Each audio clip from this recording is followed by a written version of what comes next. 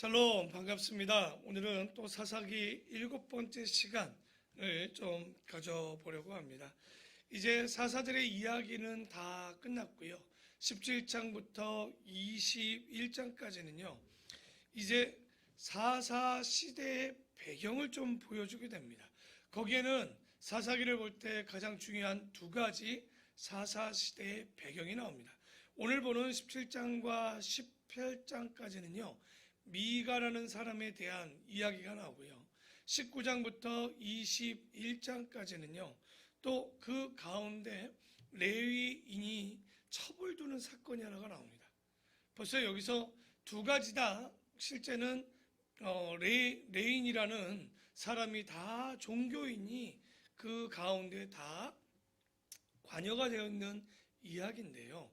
그러니까 그 시대 두 가지 사건을 보면 얼마나 사사 시대가 문제였는지, 어떠한 배경을 가졌는지를 아주 단번에 알 수 있는, 알고 보면 우리가 사사들의 어떤 이야기도 듣지만 짧게 사사기를 제가 강의를 했다면 아마 사사의 이야기는 간단히 지나가고 오늘 17장부터 21장까지를 보고 지나갔을 겁니다.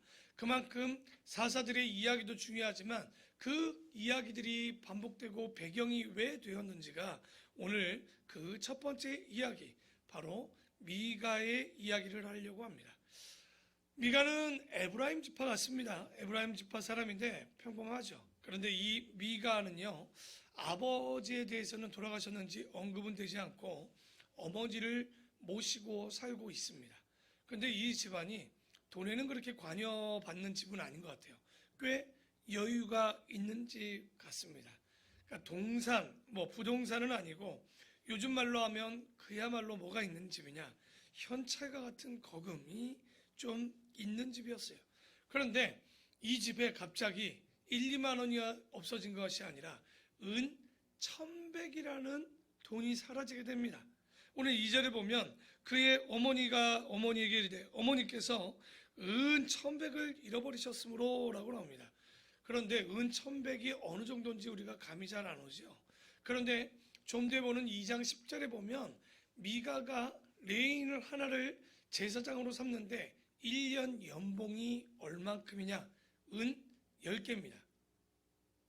그러면 은 1,100개라는 건 뭐냐면 이 연봉, 이 제사장이 100년 동안 일해야지 벌 수 있는 돈이에요. 그러니까 금액으로 따져도 어마어마한 돈인 것은 대략적으로 보이죠. 그 돈이 지금 사라졌던 거죠. 그랬더니 미가의 어머니가 저주하시고 내게도 말씀하셨더니 보소서 그 은이 내게 있나이다. 내가 그것을 가져갔나이다 하니 그의 어머니가 이르되 내 아들이 여호와께 복받기를 원하노라. 여기 2절은요 너무 함축되어 있긴 하는데 은 1,100개가 없어졌으니 그 어머니가 얼마나 노심초사하고 솔직히 속상했겠습니까? 그러니까 이 돈 가져간 놈은 나가서 죽어라 라고 뭐 했는지 저주를 했던 것으로 보입니다. 그랬더니 미가가 어머니의 저주를 읽고 내가 이건 아니지, 저 저주를 읽고 살 수는 없으니 자기가 그 돈을 훔쳐갔다고 한 거예요. 그러면 아마도 정을 끊든지 연을 끊든지 끊어야 되는데 그 어머니의 말이 너무 웃기죠. 내 아들이 여호와께 복받기를 원하노라.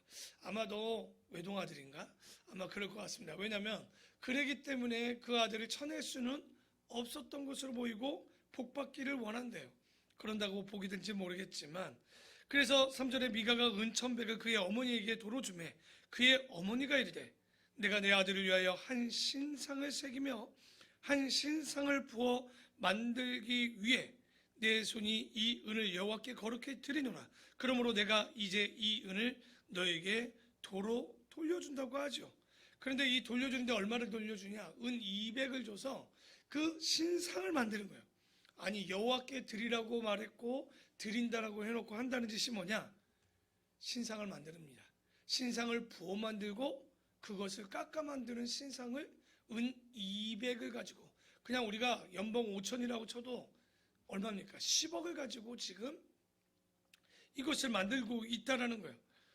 그러니까 이게 얼마나 사사시대가 암흑시대인지 보여주는 그 단면을 보여주고 있는데, 하나님의 법을 모르면요, 이렇게 어렵습니다. 지금 미가가 어머니가 돌려준 돈을 가지고 은 200을 가지고 신상을 부어 만들고 새겨 만들고 있는데 5절에 그 사람 미가에게 신당이 있으므로 그가 에봇과 드라빔을 만들고 한 아들을 세워 그의 제사장으로 삼았더라. 한 아들이 누구냐? 아마 레이지파 중에 사람을 이야기를 하는데 여러분 집에 신당도 있는 집입니다. 자체적으로 신당을 둘 정도라면 굉장히 여유 있는 집이었겠죠. 그런데 이 사람이 하나님을 섬기려는 마음보다 기복신앙이 굉장히 강했죠. 그러니까 신이 누구냐가 중요한 것이 아니라 내가 복 받으면 되는 거예요. 그러니까 신을 통해 복만 받으면 되었던 거죠. 그래서 우리가 여러분 사사시대가 그래요. 여호수아 시대 이후에 멀다면 멀고 한참 되었다면 되었겠지만 이렇게까지 변질되어 있는 거예요.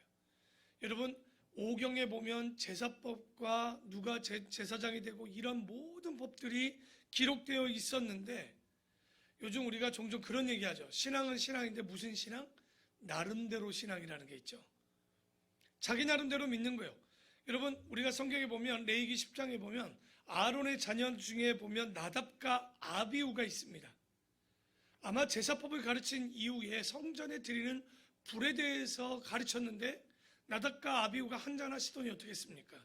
잘못된 불을 들여서 어떻게 돼요? 죽었던 사건이 있지 않습니까? 왜냐하면 나름대로 신앙이 이렇게 위험한 거예요. 여러분 이제 곧 사무엘서에 보면 나오는 엘리 제사장의 아들이었던 홈리와 비느하스가 어떤 일을 벌입니까? 블레셋과 전투에서 이길 거라고 생각했어요. 근데 못 이기니까 어떻게 합니까? 법궤를 맨 앞에 두고 나가면 승리할 거라고 생각을 했어요. 본질은 없고 형식만 남아있는. 그러니까 그 법궤를 가지고 나갔다 전투에는 완패하게 되고 법궤는 빼앗기는 아마 이스라엘 가운데 가장 치욕적인 역사이지 않는가. 그 원인은 하나님을 믿지도 섬기지도 않으면서 하나님이 원하시는 방식이 아니라 그저 하나님을 이용해서 내가 복받기 위한 나름대로의 신앙들의 끝판을 보게 되는 거죠. 근데 오늘도 여기 미가가 자기 집에 신상을 세우는 거예요. 하나님의 영광을 위해서 하나님께 은혜를 돌린다고 하나님께 여호와께 드린다라고 해놓고 한다는 짓이 지금 사사시대 이런 배경을 갖고 있는 거죠. 그래서 6절에 보면 그때에는 이스라엘에 왕이 없으므로 사람마다 자기 소견에 옳은 대로 행하였더라. 한 번 더 반복될 거예요.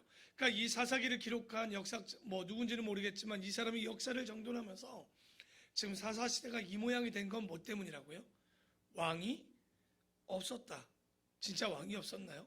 사사시대는 무슨 통치라고 그랬습니까? 정치 중에 신정 정치라고 얘기했다면 하나님이 왕이신데 그들은 하나님을 원하지도 않았고 그들이 원하는 왕은 뭐냐? 패권주의입니다. 힘 있는 왕을 원하고 있는데 그것이 얼마나 잘못됐는지 좀 뒤에 보면 또 다시 볼 텐데 그래서 신당의 한 아들을 아까 5절에 세웠다고 그랬는데 7절에 보니까 유다 가족에 속한 유다 베들레헴에 한 청년이 있었으니 그는 레위인으로서 거기서 거류하였더라 랍니다. 여러분 레위인 기억나죠? 여호수아 때 할당받았던 것은 한 지파당 4개의 성을 받았던 거예요. 그러니까 48개의 성읍이 있었고 지파당 그 주변에서 먹고 살고 어떤 일들을 했어야 되는데 지금 이 사람이 이 레위인들이 원래는 성경을 가르치고 배우고 가르치는 일들을 했어야 되는데 할 일이 없어서 또 돌아다니는 거예요. 왜 그랬겠습니까? 아마도 이 12지파들이 말씀은 배울 마음은 없었을 것이고 그러면 레위인은 할 일이 없었겠죠. 그러다 돌아다니다 어느 집에 지금 도착한 거냐? 미가의 집에 도착하게 됩니다. 그러자 10절에 미가가 그에게 이르되 네가 나와 함께 거주하며 나를 위하여 아버지와 제사장이 되라. 내가 해마다 은열과 의복 한 벌과 먹을 것을 주리라 하므로 그 레인이 들어가게 되는 거예요. 이게 뭡니까? 개인 제사장이죠. 자가 제사장이죠. 자기 가족만을 위한 미가 집을만을 위한 예배해 달라는 제사 지내 달라는 그러면서 이 레인이 그 집에 거하는 이유가 뭘까요? 정말 예배하기 위한 겁니까? 그들을 가르치기 위한 걸까요? 아니요. 경제적인 측면입니다. 보통 우리가 잘 산다고 할 때 잘 산다의 기준은 뭡니까? 잘 살아야 되는데 돈을 가졌느냐 못 가졌느냐가 기준이 되어버립니다. 그러니까 오로지 이 시대에 잘 산다의 기준, 사사시대에 잘 산다는 기준은 경제적인 측면에 다 몰려있는 거죠. 그런데 돈이 많으면 잘 사는 것이고 돈이 없으면 못 산다.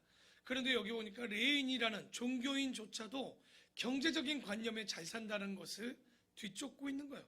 그래서 13절에 이에 미가가 이르되 레위인이 내 제사장이 되었으니 이제 여호와께서 내게 복 주실 줄을 아노라 하니라. 이게 말이 됩니까? 원래 레위 지파라고 제사장이 다 되는 게 아니었죠. 누구의 자손들, 어느 족속들만 가능했습니까? 바로 아론이었죠. 아론의 족속이었는데도 불구하고 이 시대가 아무나 제사장이 되고 아무나 제사를 드릴 수 있는, 그러니까 이 딱 요거를 살펴보면 뭐냐면 개인적으로 우상과 신상을 세워 자기 집에 넣고 사사기 17장을 쫙 보면 돈 이야기로 시작했죠. 은 1100일 잃어버린 사건, 마지막은 뭡니까? 복 받으려는 이야기로 끝을 마무리하고 있습니다. 그때의 상황이 뭡니까? 바로 돈.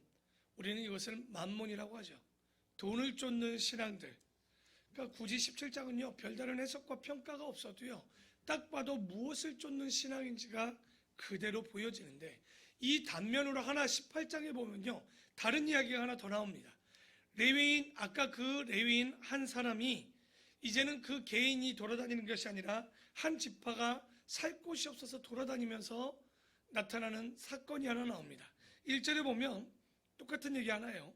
그때 이스라엘의 왕이 없었고 단지파는 그때 거주할 기업의 땅을 구하는 중이었으니 이는 그들이 이스라엘 지파 중에서 그때의 기업으로 분배받지 못하였더라. 분배받았죠. 여호수아 때. 여러분, 제가 지난번에도 사사기 때 이 여호수아 때도 잠깐 얘기했을 거예요.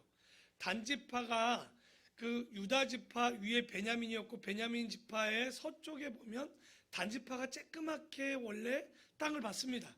근데 그 안에 살던 원래 원주민 아모리 족속이 굉장히 강했어요. 그러니까 끝내는 쫓아내지 못해서 어떤 일이 벌어지냐?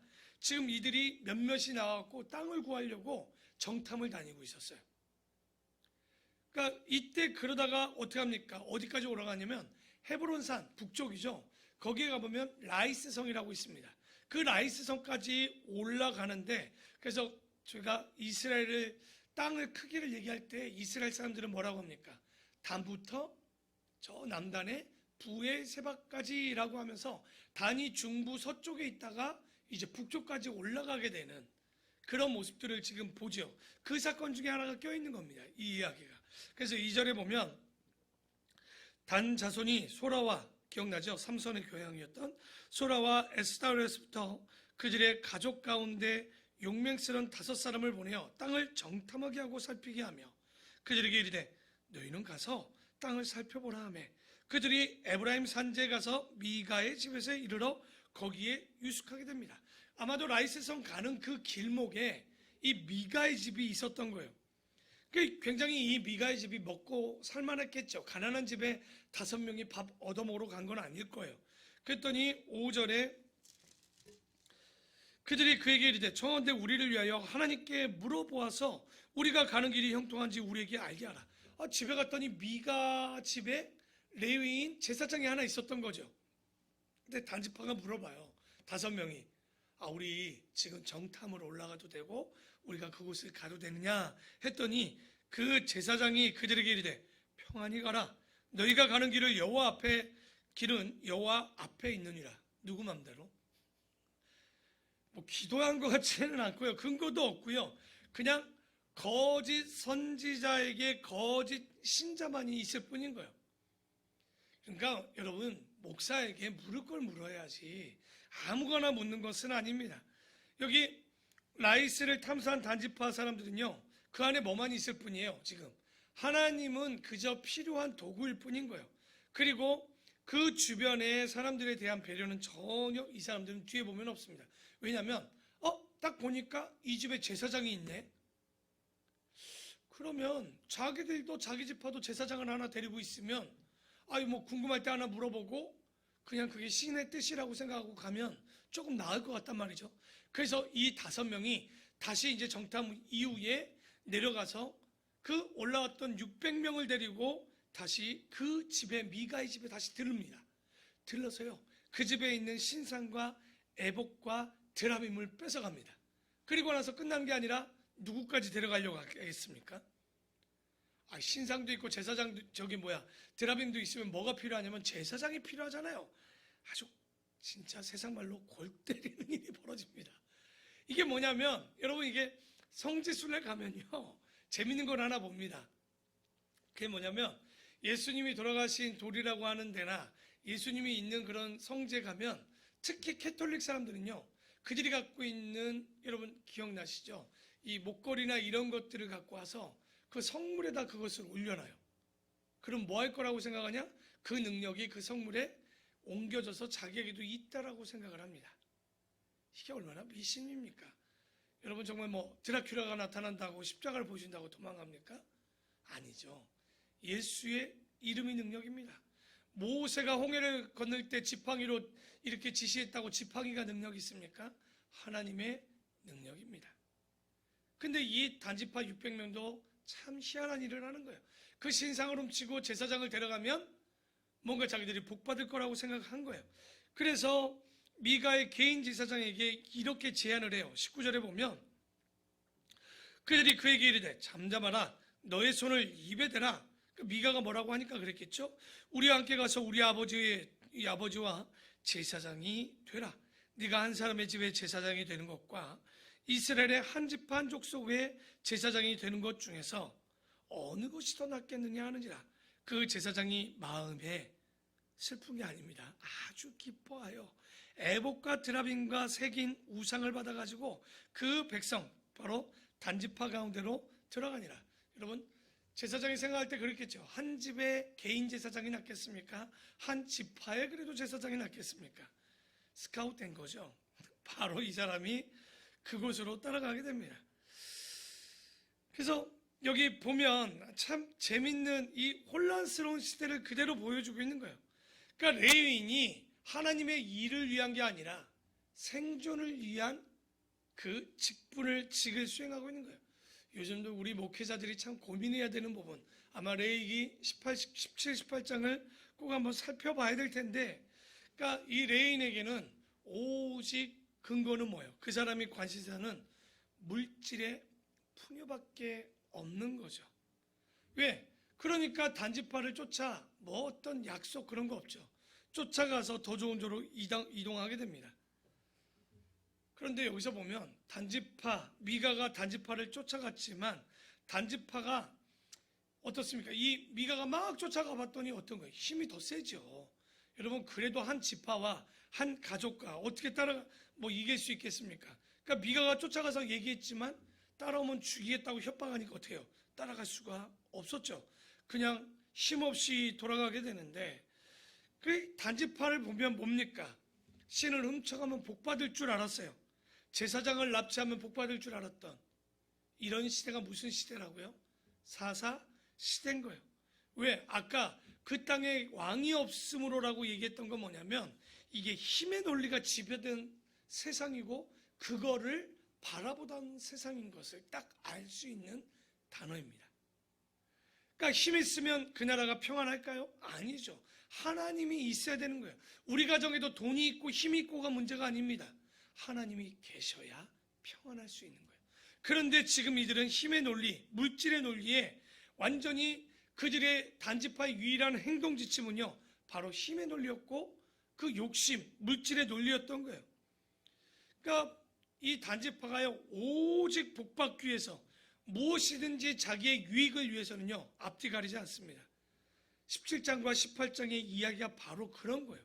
도대체 이 사람들이 무엇을 위해 소중하게 살고 있는가? 도대체 이들이 무엇을 위해 삶을 살아가고 있는가? 우리는요, 이 미가를 통해서, 이 사사시대의 배경을 통해서, 우리는 본문을 통해서 도무지 배울 것은 하나도 없죠. 그들처럼 복받기 위해서, 그들처럼 출세하고 성공하기 위해서 힘의 논리, 그러니까 복받기 위해서는 남들을 죽이거나 때려 죽이거나 빼앗는 건 일도 아닌 거예요. 사사기가 참 역설적인 이야기들이 너무 많이 있는 거죠. 그러니까 그래서 그때 얘기하죠. 2장 1절에 19장 1절에 얘기했죠.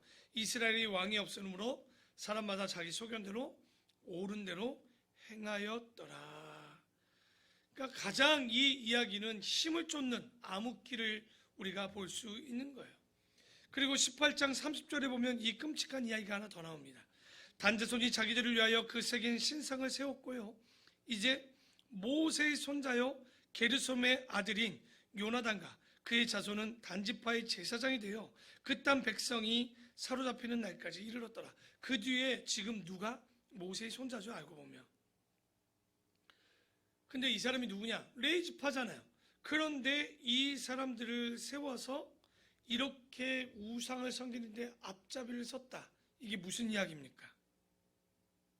이거는요, 지금 보면 뭘 얘기할 수 있냐면 레위인들이 교육하지 않았다라는 거예요.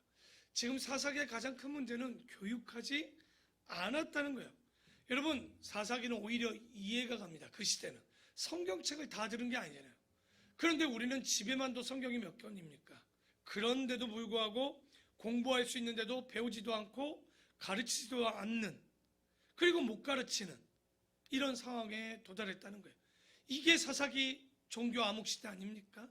지금 한국교회가, 우리 기독교가 지금 심각한 것은 성경 66권을 누구도 배우려고도 하지 않고 가르치려고도 하지도 않고 이런 문제 속에 있는데, 이제 우리가 가야 되는 길은 하나님의 빛을 받아 성령을 통해서 깨달아 성경 66권을 여러분 정통하셔야 됩니다. 이 말씀을 갖지 않으면 마지막 시대 때 예수님이 얘기했잖아요. 내가 믿음을 볼 수 있겠느냐. 근데 마지막 시대 요한계시록에 보면 어떻게 됩니까? 배도의 시대가 됩니다. 여러분, 배도라는 말이 뭐냐면 등 뒤로 집어 던진 거예요. 뭐를? 말씀을. 그래서 우리가 이 사사시대의 첫 번째 배경을 보면서 성경 말씀을 잘 살피고 돈을 쫓는 자, 복을 쫓는 자가 아니라 우리가 무엇을 쫓고 무엇을 배우고 무엇을 가르쳐야 되는가 한번 기억하고, 사사시대의 첫 번째 미가의 집에 우리가 사건을 받고, 원래 오늘까지 보려고 그랬는데요, 본 김에 그냥 좀 보고요. 내일은 이제 레위인 첩사건을 보면서 마무리를 하려고 합니다. 꼭 기억하시고 이 배경이 우리의 배경이 되지 않도록 오늘 다시 한번 우리가 말씀을 듣고 배우고 그것을 사사기를 듣고 끝나는 것이 아니라 내 것이 되어서 이것을 가르치고 순종하는 우리 귀한 성도들 되기를 축원합니다. 기도하겠습니다.